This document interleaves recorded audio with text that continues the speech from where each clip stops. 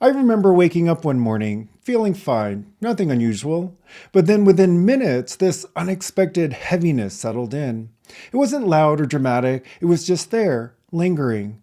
And then I realized why. A thought had crossed my mind, one I didn't consciously invite.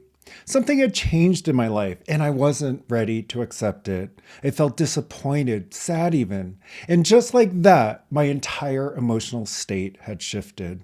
But here's the thing, I had a full day ahead of me, a packed schedule, clients depending on me to be present, clear, engaged. I did not have time to carry this sadness around all day.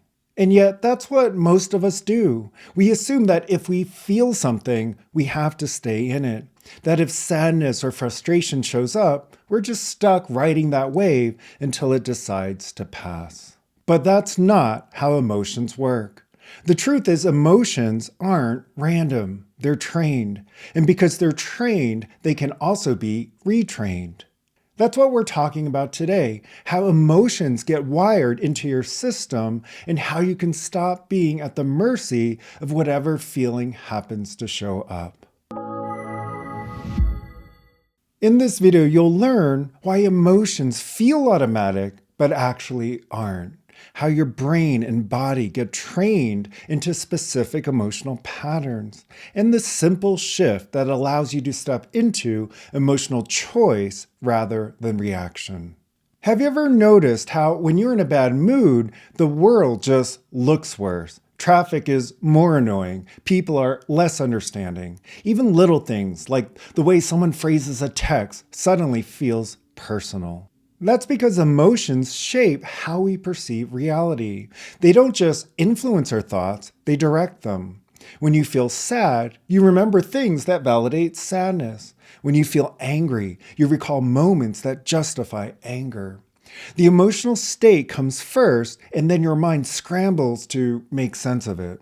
But here's the key insight. Just because an emotion feels true doesn't mean it is true. The emotion isn't necessarily a reflection of reality. It's a reflection of your conditioning. Most people assume emotions are spontaneous, that they happen to us. But the truth is, emotions are trained. From childhood, your nervous system has been learning through repetition what emotional states to default to. Every time you experience an emotion in a particular context, your brain makes a note. Oh, this is what we do here. For example, if you grew up in an environment where frustration was the go-to response to uncertainty, that response got reinforced over and over until it became automatic. Now, as an adult, when uncertainty shows up, your nervous system doesn't even pause. It just fires off frustration because that's the track it knows. But the same way emotions were trained, they can also be retrained. This is where most people get stuck. They assume that if an emotion is automatic, it must be uncontrollable. But automatic doesn't mean permanent. Think of it like muscle memory. If you've ever learned a physical skill, whether it's playing an instrument, lifting weights, or even typing, you know that your body can learn to do things unconsciously. At first, you have to concentrate, but over time, your brain does it without effort. Emotions work the same way. Right now, your nervous system defaults to certain emotions, but you can train it to default somewhere else. And the first step in doing that? Awareness. You can't change a pattern you don't see.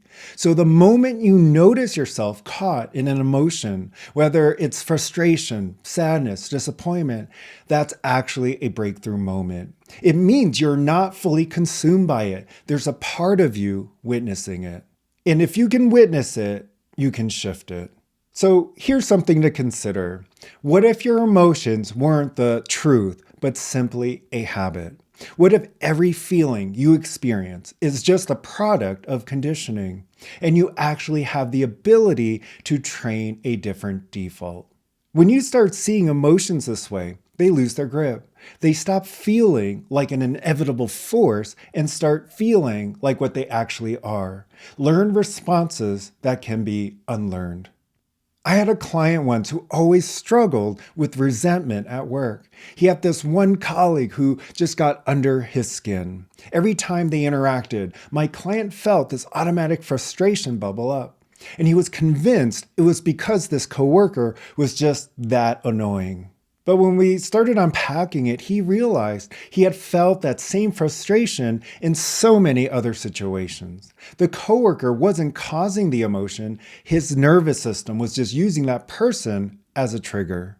Once he saw that, things started shifting. The same behaviors were happening, but he was different. And as his reaction changed, so did his experience at work. The external situation didn't change, he did. If this resonated with you, I'd love to hear, what's one emotion you feel on autopilot in your life? The one that seems to show up again and again, no matter the situation. Drop it in the comments. I read every single one. And here's something simple you can try today.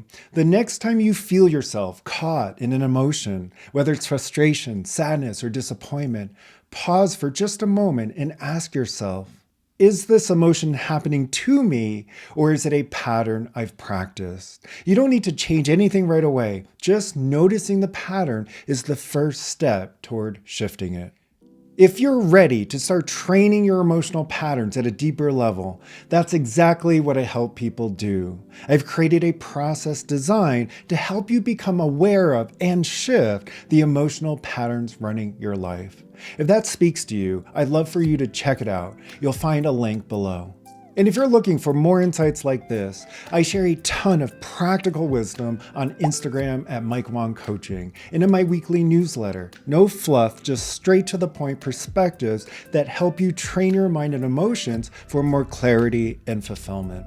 Feel free to subscribe if that sounds like something you'd find helpful.